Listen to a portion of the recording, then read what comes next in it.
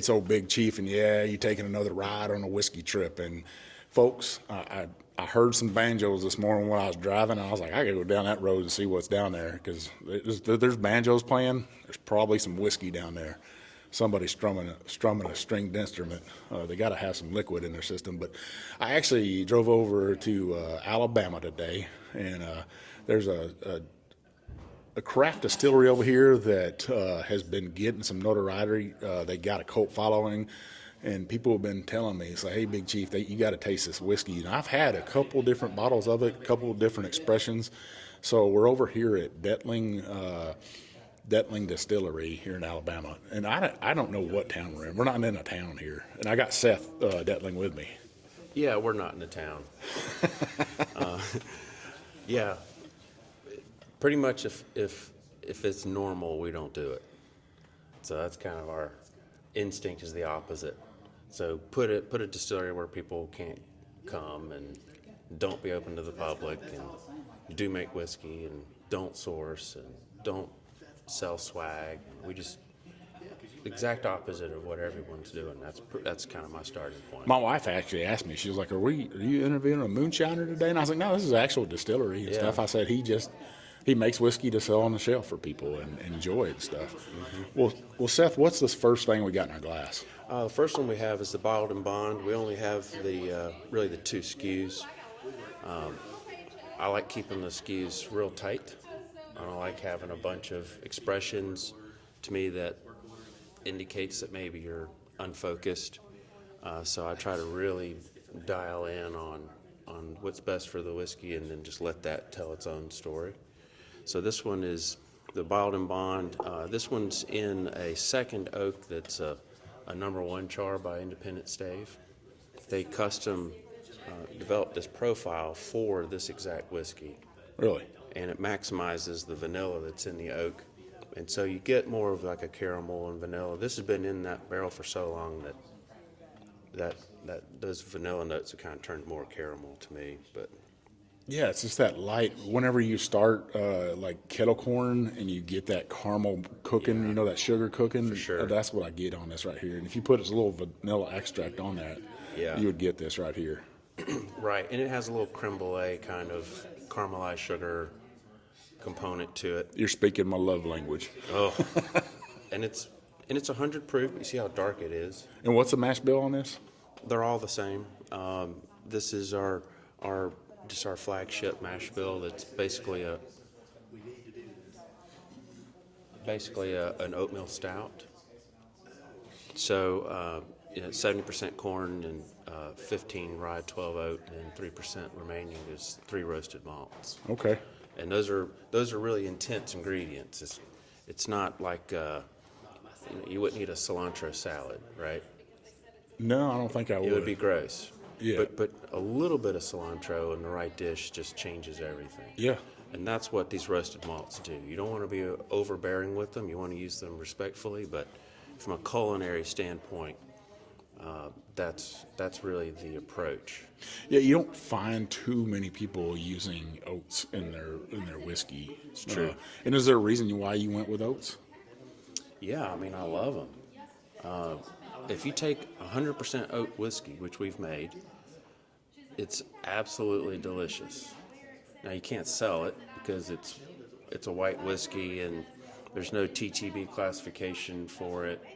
You know, only corn whiskey can be unaged, and there's games you would have to play, and the American public, they like to see this color, and so they do love to see that dark, rich color, right? And I have learned the hard way that trying to teach a consumer something is a really difficult way of doing business. Well, that's why there's guys like me to try to. I know, but to like even take age statements off bottles. Change their mind, and then I'll show you what's possible. Because white whiskey can be, I mean, it's amazing what white whiskey can be. You know, it's funny, they'll drink it as moonshine. If you put moonshine on a bottle, but moonshine's sugar shine. We don't even know what it is. There's no federal classification for it, so it could be anything, and it is anything. And it's not that they're the only ones, playing games with spirits. I mean, the whole industry's games. Yeah. rum is games, tequila's games, vodka's even games, loaded with sugar and citric acid, ingredients that you don't know that you're consuming, and you are. Whereas with the straight whiskeys, it's just simply against the law to have an additive other than water. That's So, and the barrel aging process. Yeah, There's that's really right. not, which is not an additive, really. It's just sitting in there. It's a vessel to age it in. Well, let's sip on this joker. okay. Cheers. Yeah, cheers. You'll notice, too, that it really coats the glass. So you asked about oats. Oats are oily. And I didn't want fusel oil to be what's oily in the whiskey, because I do not like fusel oil in whiskey at all. So that's all been distilled out. This is heart cut distillate, so no heads, no tails. I get a little bit of espresso on this right here. The chocolate notes are coming out. Those burnt caramels that I always say in a big old kettle pot are in here, and I can get the oats a little bit in this. Very, very viscous whiskey, and you're saying that's the oats. You feel the oats, you don't really taste them. So what the oats doing, when you put like a butter on a steak, that butter is just carrying the flavors from the cooking process to your palate, and then it takes a while for your palate to clear it because it's an oil. So you have a longer finish. You can really explore the flavors of that particular steak, and this is basically the same concept as when you have oat in the whiskey. That oil coats the palate. You have a longer finish. It's creamier and it's smooth, and it has a pleasant feel, just like an oatmeal stout. So that's basically what it is. It's oatmeal stout. So we're sitting here in southern Alabama. Probably how far from the Gulf Coast? Probably 40 miles. 40 miles. Do you feel like that the Gulf air does it have an effect on your bourbon, on your barrels? If we went further south, I think it would. Yeah. I think we're if you went any further south, it would actually, the temperature would change and it would get less hot. Yeah, So- it kind of cools down a little bit. Yes, it does. So we're just far enough inland that we don't really get those effects. Do you still fight humidity here? Humidity is a huge problem in whiskey, for sure. And then, It's just not talked about, but it's not the most important, but if you don't know what you're doing, it will become the most important. yeah, I think you almost have to look at rum and see how rum has conquered the humidity That's a good point. in the Gulf area, and I've been discussing that lately here. But look at what they're doing to that rum to go from the barrel to the bottle. They're adding colors. They're adding ingredients that you would never guess would be in a beverage. You could have glycerin. You could have all sorts of things in there, and you cannot trust it. You can't trust the label. I don't care what they tell you. I don't unless I was physically there and saw the whole process myself. I wouldn't believe it. Unless you were making it yourself. 100%. Yeah. And that goes for tequila. That goes for any of them, because there's too much funny business going on.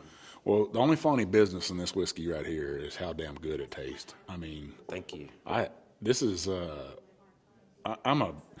think this drink's a little hotter than 100 proof. Probably I'd say around 107 for this. Interesting. I think what that's going to be is just the oak contribution is really significant in this heat. Plus, this was in new oak twice. Now your bottle is very distinctive. Is there a reason you went with that bottle? Yeah, if you go in the liquor store and you just look at glass and don't pay attention to the brands and just look at the bottle shapes, you'll notice that and it's not as prevalent today as it was a dozen years ago when I was trying to get things going, but everyone's using the same 3 or 4 bottles. Yeah.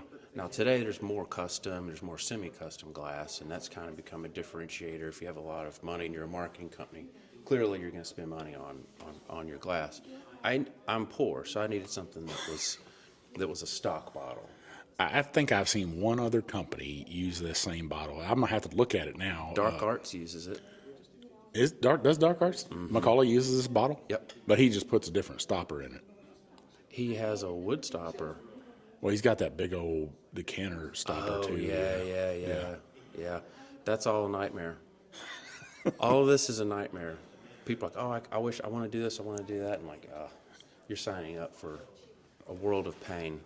Well, let's talk about how did Dettling Distillery get started? What's the history behind your family and whiskey? I don't think there probably was a history in terms of whiskey production.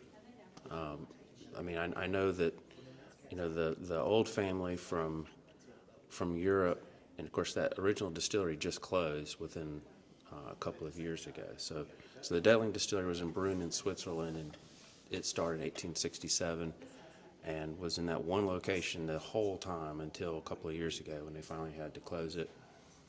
And Switzerland's known for Swiss Army knives and chocolate and cherries and skiing and this sort of thing. So they're using cherries, and they're making a Kirsch or Kirsch, depending on your pronunciation of it. And some of that's barrel aged as well, but it's a really fabulous distillate. It would be hard to sell in the U.S. because it's clear, and we just don't have the market for a clear distillate here like you do in Europe. Fruit distillates are extremely popular in Europe. You go in the liquor store there, it's just dozens of them, and they're in prominent positions in the liquor store, so you know it's a really important thing, and they have every little fruit separate, and it's amazing just the difference. Yeah, my wife and I, my wife's family is from southern Germany, and what they like to drink is apple corn. And you put it in the freezer, it doesn't freeze, and then I think it's like 50 or maybe 40%. Okay. But it doesn't, it's not like schnapps or a liqueur. It's just this crisp apple spirit. Fruit distillate. Yeah. And it's delicious. Isn't it nice? Yeah, it's a very, and we would drink it after dinner in these little bitty funky little glasses. And I was like, what is wrong with this family? But I'm the thinking, one that started doing it, what's wrong with us? We should all be doing that. open our minds up. And I think people did back in the 1800s did do that. When they had dinner, and after dinner they would like, let's have a little palate cleanser, and let's have a little, I like to call it liquid Motrin, is what I like to call whiskey and spirits back in the day, because if you put a homestead here back in the 1800s and here in southern Alabama, and you're working the land here, clearing trees, trying to make crops, you didn't have aspirin and Motrin or Tylenol. You had whiskey in a glass. That's a good point. And whatever plants were nearby that you knew you could use for medicine. Yeah. A lot of people don't think that way. So what year did you start here? We got our permit in 2014. 2014. Yeah, so going on 11 years in a couple of months we'll have our 11th. And you laid down your first barrels in? 2015. So you laid down your first barrels. Did you think, God dang, this is tougher than I thought it was? Frequently. Do you still feel like that? I've learned so much, over the last decade plus. So I know how hard it is now. So I'm not having those moments where I'm bumping my head up against something. I know it's going to hurt, and I know it's going to find new ways of just complexity and changes. It's constant change, constant complexity, and just when you think you have it, there's a new thing. Boilers are it's like a little toddler. Those things, a toddler that can kill you. That's what a boiler is. They can blow up and kill everybody. Yeah, and like even our boiler people sometimes they called me the other day.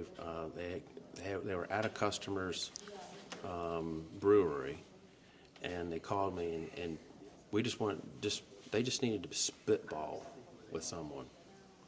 We got on speaker and we just started like, is the steam wet? Is the water level bouncing? Is this, have you checked? Is your steam trap? Have you washed out the steam traps? And what's your water management? And just the complexity of something as simple as steam and how much I've had to learn about freaking boilers.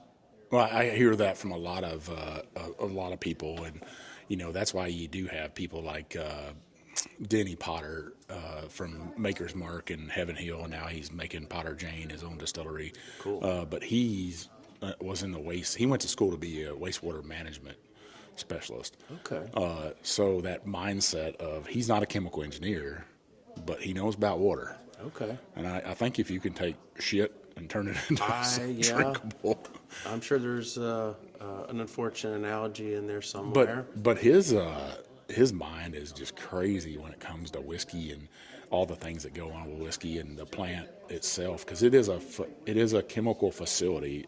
When you break it down. Yeah, it's an FDA registered facility, actually. And a lot of people don't understand that of what you got to put into it. And they're using beer stills, so you have steam being directly injected into that column. Yeah. Whereas for us, the steam is not touching the whiskey. So what kind of still do you use here? Just pot stills. Just pot stills. Mm-hmm. Yeah, just basic pot. They're not even hybrid.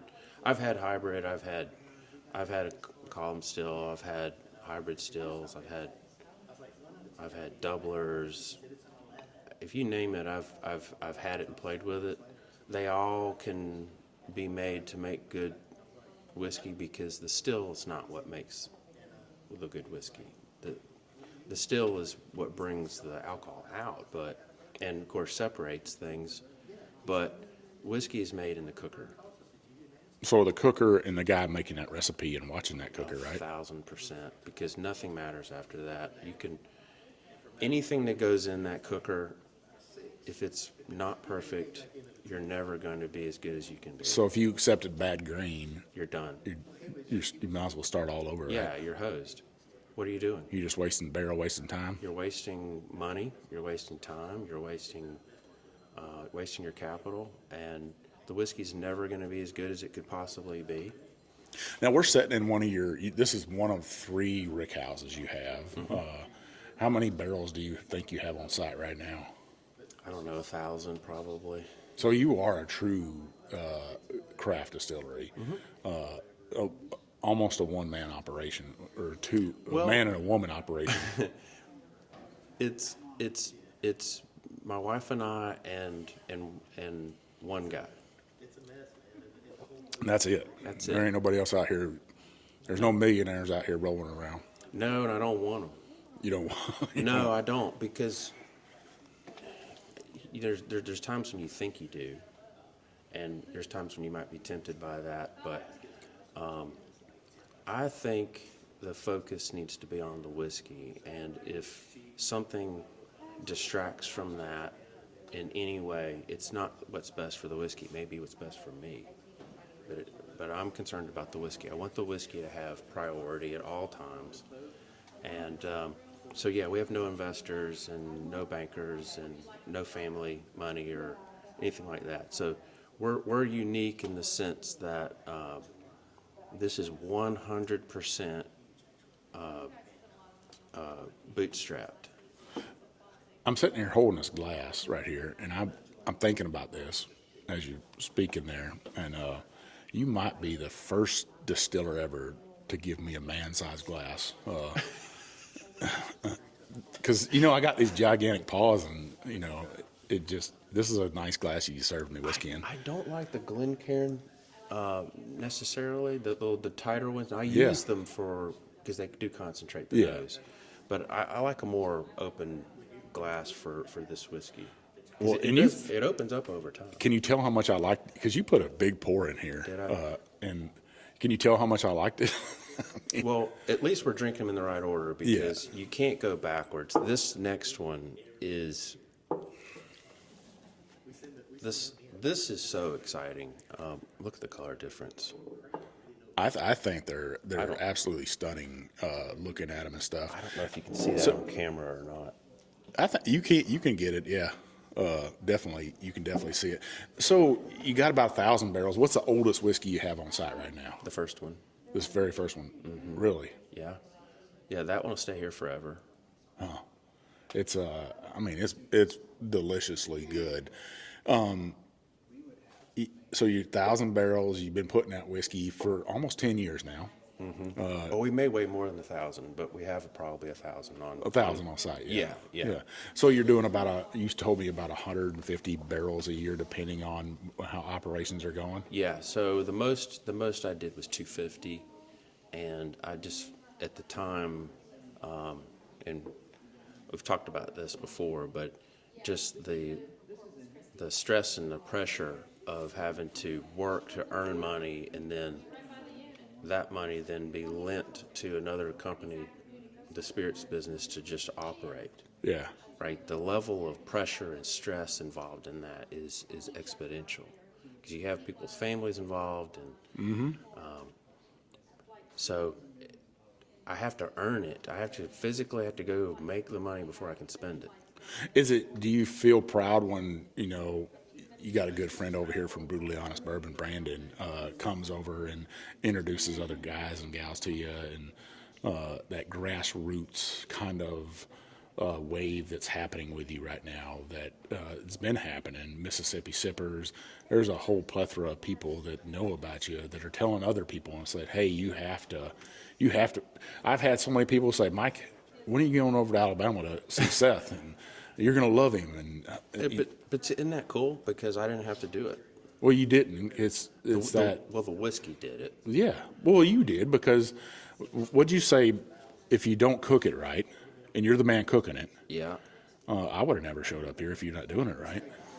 Well, and we make mistakes, and I'm always learning. So for me, it's like it's a sliding scale.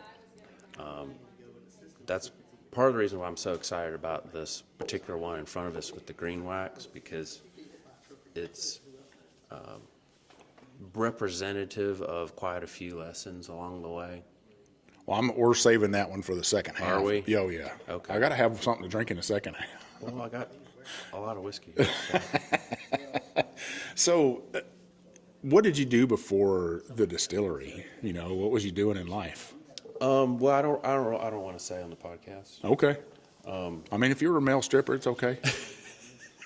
It's okay. I don't know where the strip club is around here, but I don't know. Is there money in that? Because there have been times where I probably would have been tempted. I've had to do some strange things to keep the doors open and the lights on.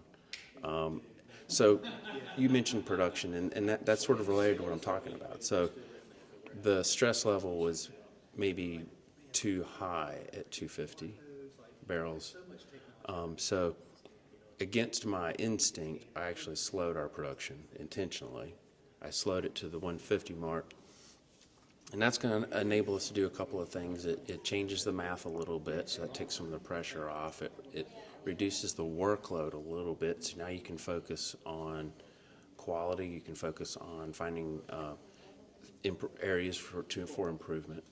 If you're running at full speed, you can't adjust your gate, right? yeah. So you have to slow down in order to analyze and study and become more efficient. The efficiency, that's a super important thing. So we have a new plant. You noticed the new building. Yep. So that's the new distillery. It's not up and running yet, but I'm taking all the lessons from the 4, 5, 6 different variations of a plant that I've owned, and I'm applying them to this new format. And basically, it's just making it efficient spatially. I was listening to some other shows that you were on, and one of the things I respected about some things you had said was you were talking about knowing when the whiskey's right, and you had said here a little bit ago that you could almost become blind to your own stuff, right? Yeah, sure. You're drinking it all the time, and you can be it's like being a proud papa and saying my kids never do no wrong. Yeah. Your kid should be the starting quarterback or whatever. Yeah, but you like people to come in here and say, hey, I think this or that, and listen to everybody and it's almost like watching 5 different news channels and trying to take the little bit of truth from each one and putting it together and getting the true story. Yeah, being misinformed 5 different ways at the same time. Yeah, for sure. But if you get these experts to come in here, and I'm by far no expert and stuff because I can't find any fault with your whiskey at all. Oh no! Look, I mean, the whiskey changes over time. So you have to explore it from a sense of it being a journey. So we're on a journey with the whiskey, and so this fall we've had independent stave barrels coming off, and that's been kind of a stress factor for me because the people who were finding Dettling were they really liked the Kelvin profile, which I like too a lot. But I like the independent stave too. The independent stave has a lot of options and has a lot of contributions that are maybe sweeter, maybe more fruit notes. There's things that you can use as a tool, as a distiller, to paint a more complete picture. So if you find a barrel that maybe the color was there, but it just didn't have the nose or the finish, then I can rebarrel that in a particular style, independent stave, new barrel, of course, and put it in there, and then within 6 months it begins to complete the picture. And so I can kind of color in all of those lines using the tools that I have available. So I have heat, I have humidity, I have oak. Those are kind of your tools, and in proof. But I like going in at 110, and then we're coming out at 110 to 120, and over time the proof's gone up a little bit. So like this one here today that we bottled yesterday for a customer is like around 118 proof. Wow. Which is a lot of proof for people that know our whiskey. We're not the hazmat people, because in my opinion that's not making the best whiskey. Yeah, I think, hazmat, it has to be, I've had a couple hazmat whiskeys, and it just has to be perfect almost. And, it has to be the rare single barrel that you're like, okay, this is something special, right? Yep. And I listened to how you did some barrel picks back in the day, and you were just kind of guessing of, okay, hit and miss, right? Yeah, that's what this is. But now you do it, you do it a different way. I do it a different way. So this was the last pick of the old way, which is just a great example of what I'm talking about. So the way we used to do it, and there's only one of me, and I have too much to do, and I don't do it all very well, and I'm late on things all the time, and so it's not a shock that I would have a barrel pick group come and I'm maybe not that prepared. And have to kind of That happens. I kind of have to wing it a little bit.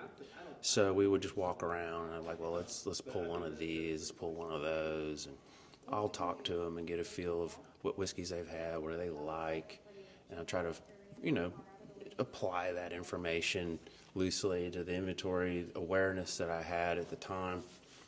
And what I was finding is you get a group of, say, you get 5 barrels. The group's going to throw one of them out pretty quick, maybe 2, and then they'll battle with the 3, and then they'll, head to head with the 2, and then usually you have a clear winner. Do you always have like one dominant guy or gal that's like?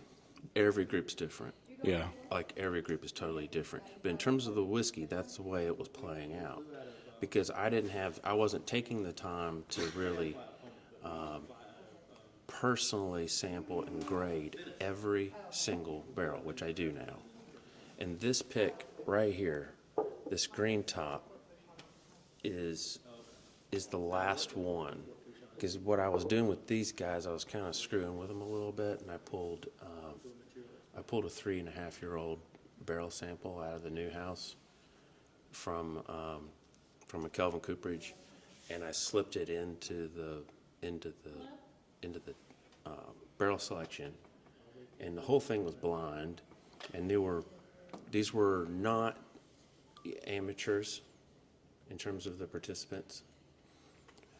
Sometimes you get people that really aren't that into whiskey who somehow end up on a barrel picking group, but this group was very experienced, and this barrel won blind at 3.5. Really? Yeah. See, there's that thing I say about age of whiskey and stuff. You never can tell. I know. So I told him, I was like, well, I'll sell you the barrel, but you can't have it until it turns 4, because I'm just not going to do it.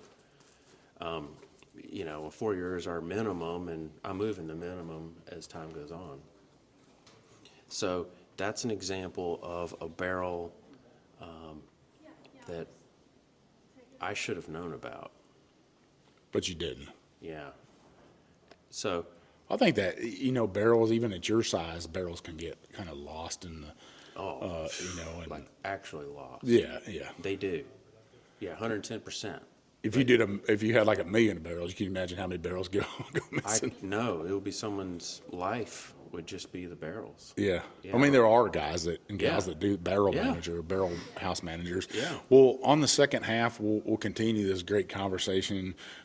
So far, so good with this whiskey, man. I tell you what, and I'm excited because you've talked this next whiskey up to me, and I'm just jonesing to try it and love on it a little bit. And I can't wait to see what's the future of Dettling Distillery.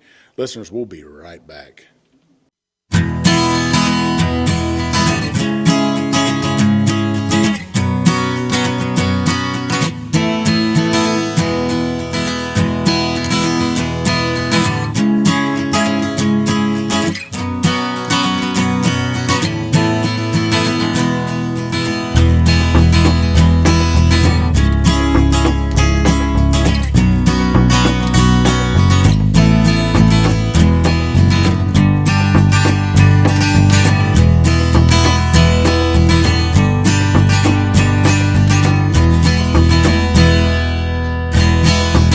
We're back for the second half, and I'm here at Dettling Distillery, and that's not the true name of your distillery. No, it's not. What's the true name? Big Escambia Spirits. Big Escambia? Yeah, that's the waterway that we're on. Okay.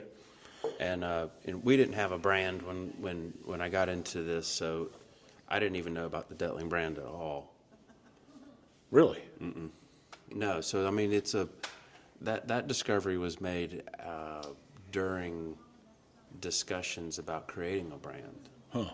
I was going to create a Dettling, and my brother did a clearance search looking for a trademark. That's what you always do. Yeah. If you have a name you want to try to use, first thing you have to do is go see if it's available. And it wasn't. And that started the whole, what is this? Who are these people? Who are we to them? Different country. Different language, country, all of it. I went out there and spent some time with them and learned a lot about the European market, the Swiss market, their philosophies on pretty much everything. It's all different. The whole marketing and everything. Everything's different. Everything's different. The culture, their attitudes. Even how they get whiskey or spirits to their house. Very much so. Yeah, how we do it here in America is we have these stores, but over there, Amazon is just like and crazy. It is. I think we're probably going to move in that direction as a country. Yeah, I agree with you. I think Amazon at some point. In air quotes, it doesn't have to be Amazon. But somebody like that is gonna. Somebody. Yeah, I mean we're already pretty close to that now, but the prices I think are not there. Where in Europe, you buy something from Amazon over there, it's just MSRP and VAT. Everything is VAT, and you're required to have the price include the VAT. So it's standard across the board. Yeah, so if you look at a product and it says 30 euros, it's 30. Yeah. In the U.S., if it says $30, it's 30 until you go check out, and then they add a bunch of crap to it. Well, even it 30 across the board across all Europe, though, where here, let's take, not trying to not talk about your whiskey, but if I don't care. If you take Weller Special Reserve, right? A Weller Special Reserve in the state of Texas right now is $27. You might find it on sale for $25 a bottle. But then you go downtown New Orleans and walk into a shop there downtown New Orleans, it might be $500. Yeah, that's ridiculous. And what's the difference? That the person that's hurting from that is a consumer. I think whoever's drinking Weller Reserve is the one hurting. God almighty, you hurt my feelings there. Well, I love some wheated bourbon. Well, I wish I'd have known you were a weeder, because I could have dug around You're good. and found some weeder. You see that barrel with the funny paint on it right there? The green paint. Yeah, that's a weeder. People used to. That's the man Weller had a green thumbprint. Yeah, Really? he's the one that. Oh, I don't know if you read that story about him. no, not at all. He just wanted his print on it to say, I forgot what the term he used, like good bourbon or real whiskey from a honest fellow or something like that. And Okay. he wouldn't even fight in the Civil War because he wanted both sides to buy his whiskey. Him and his brothers. Yeah. So we got another glass of whiskey here that you talked about in the first half. But what do we got in the glass right now? Well, this one's Single Barrel Cask Strength. This one has spent its entire life in Kelvin number 3 char heavy toast. It lived in our second brick house, which is, we call it the new house, and it's a really hot building. So this was not in New Oak twice; it was just in New Oak once, and it went way up in proof, and you can tell by the color and just the intensity of the oak that's in this. That Yeah, it's very. I said that last one was chocolatey. This is that no bake chocolate, no bake cookie chocolate right here. This is just ooey goodness right here. same whiskey. Oh yeah. I mean, it's like a cake. Yeah. Yeah. So the people that are my Kelvin people, the ones that are in the know, they're going to be really happy, because next year has, like 120 of these. You ever had no bake cookies before? Yep. And right as they come out of the pot and onto the parchment paper, and they're sticky and I gooey love goodness. that. Yeah. And because you have oats and no bake cookies. It's yeah. I used to make no bake This- fudge that's as a what teenager. that's what this should be called right here. Is the No bake? no bake cookie bottle right here. Yeah. Because it is. It is. It's oatmeal. It's chocolate. But the oat, now, our glass was open for a little It bit. sat there for a little bit. Yeah. All right, so that's really important for people listening, because when you have a barrel that's aged in high temperatures, which all of ours have, that needs airtime. It just does, because the whiskey's going to be a little tight. So when you pour it, just spend time. You can just kind of nose it, and if it's gassing off and it's ethanol, just be patient with it. And after a few minutes, it'll open up, and then you'll be able to get in there and really dig into the layers in the whiskey. Because there's dark fruits in this. This is that Kelvin profile that this is more my preference versus the Independent Stave profile. Independent Stave is going to be more tobacco, those sort of sweet earth notes, more of a reddish hue to the whiskey. This is more brown. See, this one is Independent Stave. Yeah, I think this right here is, man, this is my jam right here. This is my personal. And the spice on this right here is just perfect. It's not overly spicy. It's not under spicy. It's perfect. It's balanced. And I wouldn't say this is 118 proof. It doesn't drink like it, does it? No, not cooler. So the 100 drank a little more than 100, and then the 118 is drinking more like 108. I tell you, cask strength is just where it's at. Now, why'd you go with your wax is different colors on almost every bottle? It seems like. Well, we have our standard, so the standard wax matches the label. Okay. So this is what is it supposed to be. That's supposed to be brown. But when customers come here and they want to buy a barrel and they want us to add a sticker, as long as it doesn't impede, the COLA compliant aspect of the label, they want a custom wax color. We do all those things for them. It's a way to It's a way to differentiate the whiskey. It's a way for people to, they're looking on Instagram and they see that green wax and they're like, hey, I wonder if that's the such and such pick. Yeah. And it just makes it fun. And then it becomes a fingerprint, because this one, we added glitter. Customer wanted glitter. A little in the wax. Yeah, isn't that cool? And then it's a 58.95, 48. I promise you there will never be another 58.95 ABV 48 month with green wax. Because you're not trying to proof everything at the same damn thing, right? That's just cask strength. That's just Yeah. what it. That's what it came out of the. yeah. Came And out then, of. and then my wife like wrote it at 2 decimals for some reason.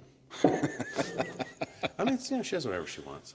Hey, well, that is the proof. So. Yeah, you got to love when your wife's helping out. Well, she does it. Well, I got to point out something, listeners, and everybody knows what a big football fan I am, and I'm here in Alabama, but I don't know if Seth wore this shirt just for me today. Oh, really? Little burnt orange there for the Texas Longhorns. Oh, okay. I love it.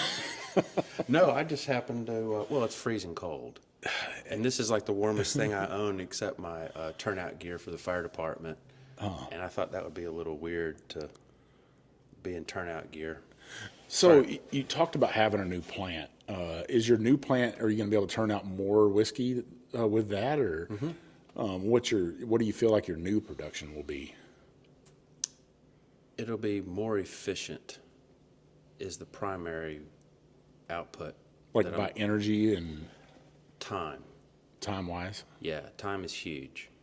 I want to spend as little time as possible being tied up.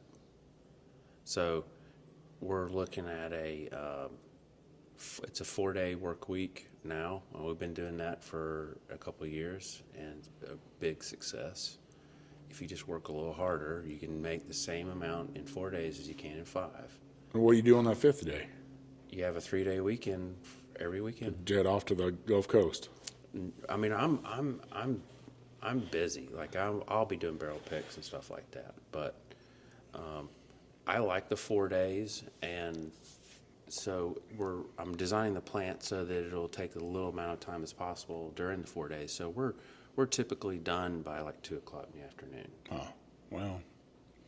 Monday through Thursday. That's not a bad work week. No, that's not a bad work week at all. No, and I can get that down. How many states are you in right now? I don't know. I would have to recount them. Are you like in the major whiskey hubs in America? I think so. Like you got some in Texas, you got We're Kentucky. Yeah, Kentucky was the big one. So I was real slow to go into Kentucky. I wanted to make sure that when we send whiskey to Kentucky that I know I was poking a bear with it. I respect it. I really love Kentucky. I love the state. I love their products. I'm a consumer of them. I love going on the tours and doing all the tourist stuff too. I think Kentucky's fantastic. And when I'm sending whiskey to Kentucky, I'm very cognizant of the fact that I'm poking the bear. And you could be a master distiller for a major brand walking in, and there's a tasting and it could be my whiskey, and it better be good. It better be good, because that impression, that's a tough one to overcome, and you're already kind of uphill battle anyways, because you ask people about craft spirits. I mean, 10 years ago, craft meant crap, and it had a really bad rap. And it deserved the bad rap, and it earned the bad rap, and the industry is trying to climb out of that, and people are trying to get better, and there's people helping each other. I'm big on that. Collaboration, I think, is, and I want to tell you that collaboration on the Gulf Coast, to me, for you guys, whether you talk about Distillery Acadian or if you're talking about Crittenton, any of those guys that are making whiskey are helping out each other. There's a flow of information. And it's that helping each other, right? If they're not having to pay a consultant to come in. They're beating ideas off each other. I had people help me. I would be pretty screwed if I didn't have some guys come in and help me early on, because it was not going that great. The information is just different. It's all in context. It's figuring all this out 10, 11 years ago is a completely different ballgame than now. Was there 10 years ago, was anybody showing up at your door saying, hey, can I record a show with you, or can I? Oh, no.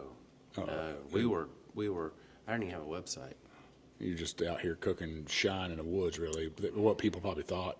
I don't know. I didn't advertise it, and I just was, I was, and it's kind of embarrassing to admit, but I was in a hurry for it to be cool and for people to think it was neat and be interested in it.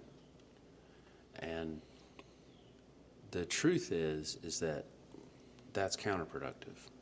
What you need to do is just be patient and enjoy the time where you're not getting attention, and make sure that you're focusing on the things you need to be focusing on. Don't try to get people to look and pay attention. Focus on making the best whiskey possible, so that, look, people are going to figure it out on their own. Mm-hmm. And when I finally just gave up's the wrong word. I intentionally decided that I was going to start enjoying the process. I understand. Does that make sense? Oh yeah, yeah. And then I became laissez-faire about a result or attention, and I've actually kind of gotten good at it. And now I just super don't care. And I say I don't like selling whiskey, and I don't. I really hate pulling these barrels. But you do want people to enjoy your whiskey. Yeah, absolutely. So I have to sell some, and I need the revenue, so I'm in a catch-22. But I'm very transparent about our focus. Our focus is the whiskey. It's not marketing. I don't care about marketing. It's so funny because we were at an event recently, and it's a really big one. Brandon was there. Yep. And I told him, I said, Brandon, you're not going to believe it when you get there, but you're going to see all the marketing money for the industry everywhere you look. I said, but when you come to our table, there's not going to be any of it. And he came over laughing because our table was literally 2 bottles of whiskey, me and my wife. But you're there for the whiskey, to pour the whiskey. Just the whiskey, but the whiskey should talk. Look at that bung. You see it boiling? It is boiling out right there. Well, so we're inside one of Dettling's rick houses here, and it was cold this morning. I could see my breath when we stopped and get gas, and it was probably in the 30s. And I was like, God dang. So we got here, and we come to the rick house, and one of the doors open, and the sun's shining in. Yeah, isn't it nice? And you push these 4 barrels out into the sun, so that barrel's getting more sun right now. So there's some angels that are getting a little taste right now, I would say, and there's some maturation going on in that barrel. So what's interesting is if I pulled that bung out, the liquid would not be touching the head. It would just be coming around that. So how is it doing that? Well, it's pushing, the vapors is pushing up. Yeah, right? I know, but it's still magical. It is. That is pretty neat. I'm glad you pointed that out and stuff. I can't stop looking at it. You'll have to try to get a little video of that where you can clip it in where people can see. I think I can. So people listening, it's a head bung it's a 6 o'clock head bung position on a Kelvin 53 gallon, and the barrel is full of whiskey. It's new make basically, and there's whiskey just boiling out around the bung, and it's getting everything wet, and it's just pouring out. And normally you're not sitting here watching this happen. Yeah, you don't get to see this, and you don't sit here and watch barrels all day. You don't have time to do that. That's correct. You're trying to make whiskey to put in barrels, and today's actually your off day. Yeah, it is. Because you thought this might be remote, and you could do it down at the Gulf. I do have somewhere to be, but time is flexible, so it worked out great. It really did.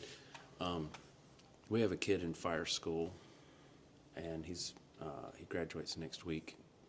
So we go down and certain weekends we'll go down and spend the weekend with him, make sure he's getting what he needs. He's behaving himself? Oh no, he behaves himself. He's hardcore.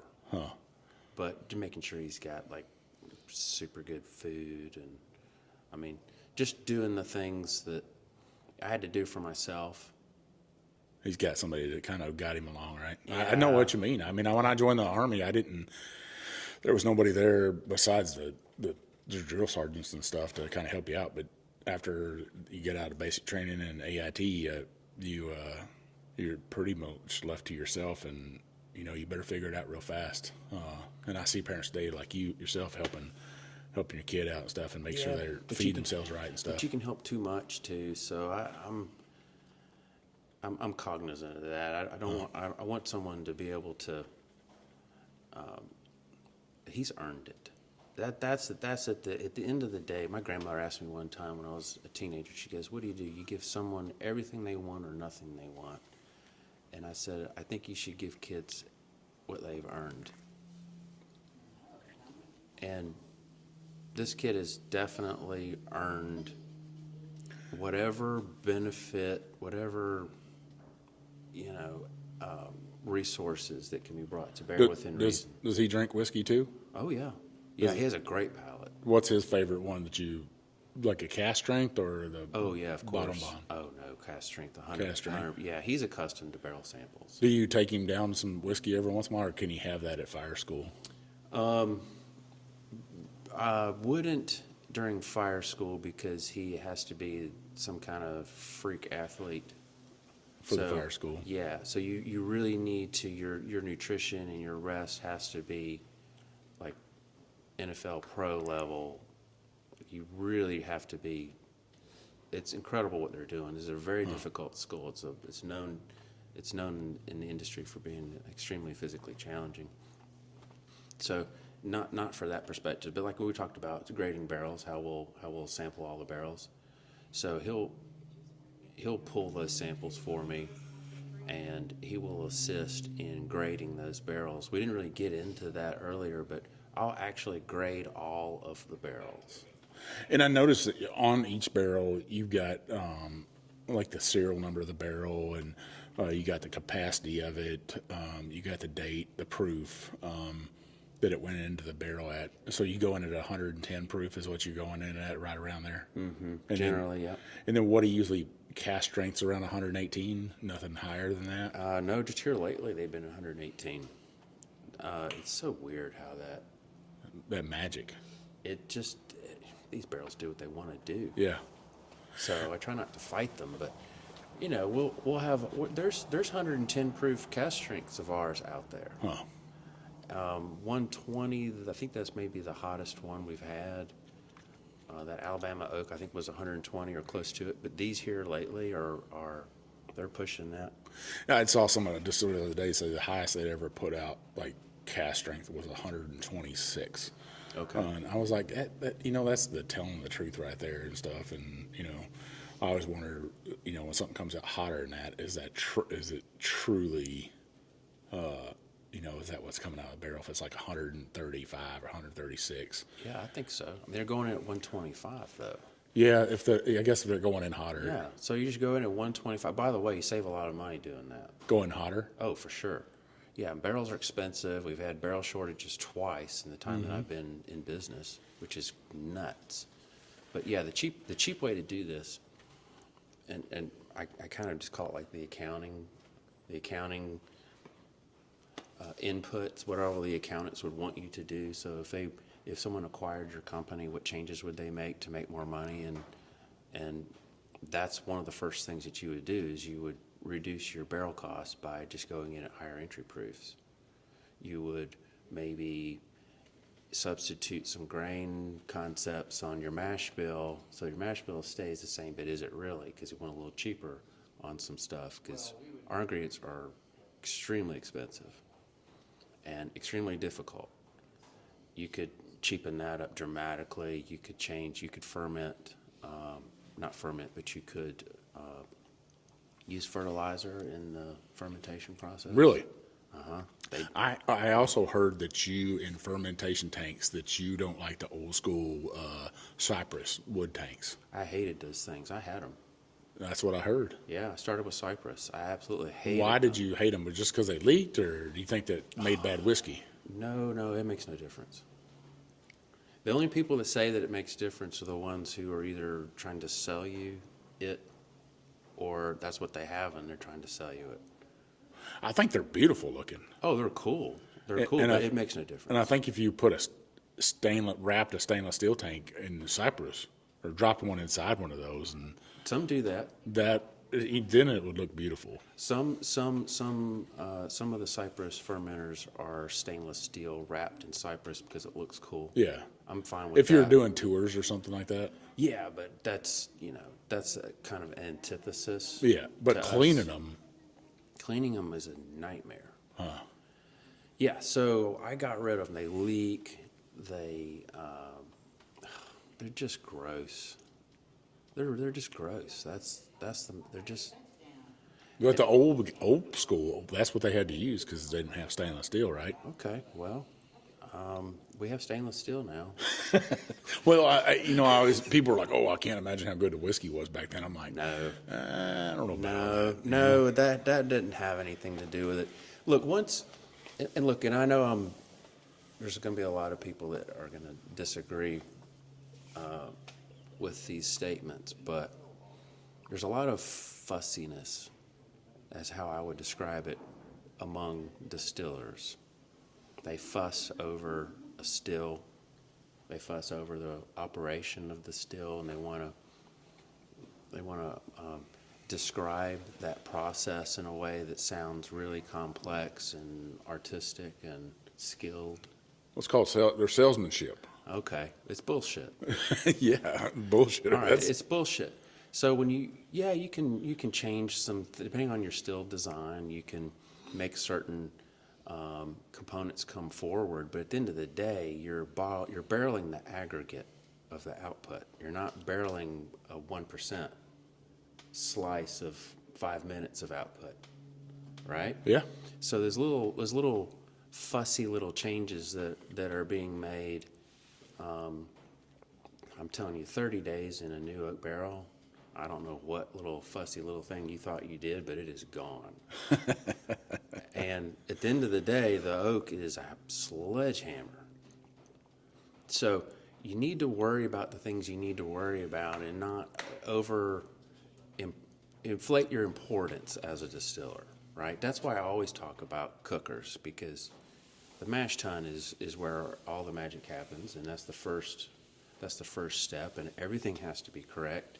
Yes, everything has to be correct everywhere else, but all a still is doing is just boiling off whatever you put in. I've always heard that, you put bad whiskey in a barrel, there's going to be bad whiskey come out of a barrel. Yes, you put good whiskey in a bad barrel, guess what you get? Bad whiskey. 100%. Yeah. And that is the first step to making finished whiskey. So that's the first step of, oh my God. I know listeners, hey, Seth believes in Seth. So if you like finished whiskey, just keep loving finished whiskey. So to finish up the conversation, I was wondering if you were going to catch that. I caught it. Oh my God. Because a lot of people do like finished whiskey, and it gets a lot of new people into whiskey. It's kind of sometimes that starter for them, right? It's like eating sushi. It's like the California roll of sushi. I mean, my first whiskeys that I was drinking as a young man were Irish. Probably at 80 strength, 80 proof, right? Yeah. So, and at the time, that seemed quite potent. if somebody stuck a cask strength at that time in your hand and said, "Here's some bourbon," Oh, I don't even know. I don't know. I mean, I didn't have that experience, as a young person, so I don't know what would have happened. But, our palates develop and they grow over time, and that's why kids don't like black coffee. And I used to like 10 high whiskey. what is that? I don't know if I liked it. It's like the cheapest stuff you can buy. Oh. It was just what I could afford, though. I was in the military and, in the Army. And What's cool about bourbon is that if your budget is really small, you don't have to drink crap. I mean, some of the Oh man, you get like a brown or JTS. What's the other one? JTS Brown, JTS Brown. JW Dant, Dant. TW Samuels. Dant is yummy. They're all the same whiskey. Yeah. Made at the same distillery, alongside Evan Williams. But they're so Bottled and bond, 100 proof. they're so cheap, but they're quite delicious. I'm glad a craft distiller would say that. No, they are. They are 100%. That is 4 bottles of bourbon that you should have on your shelf if you can get your hands on them.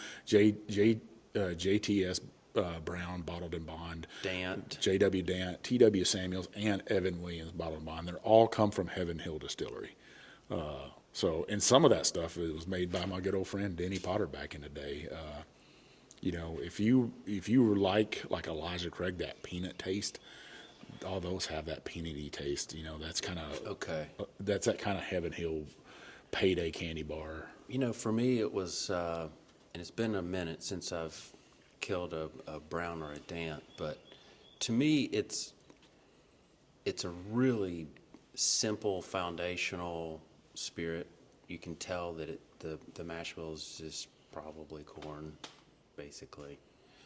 There's probably something else, but Corn, rye, and malted barley, that's it.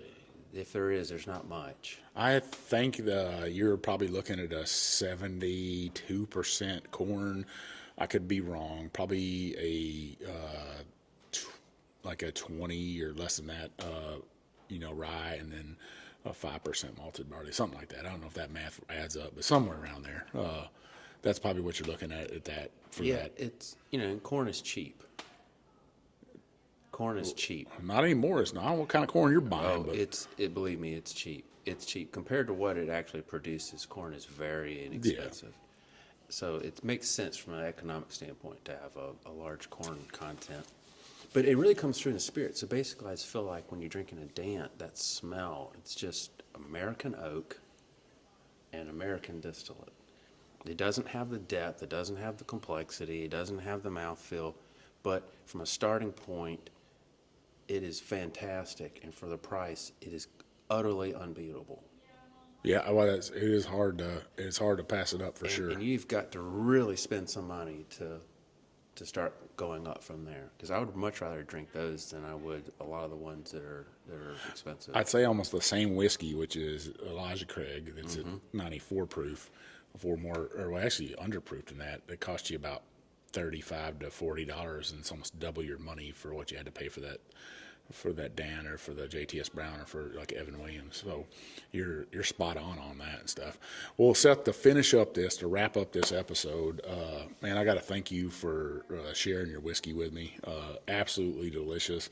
Folks, if you can get out here to or see his stuff in the store, because you can't really come out here. You got to have an invite. Well, they can buy it on our website, www.dettling1867.com. Where can they find you on social media at?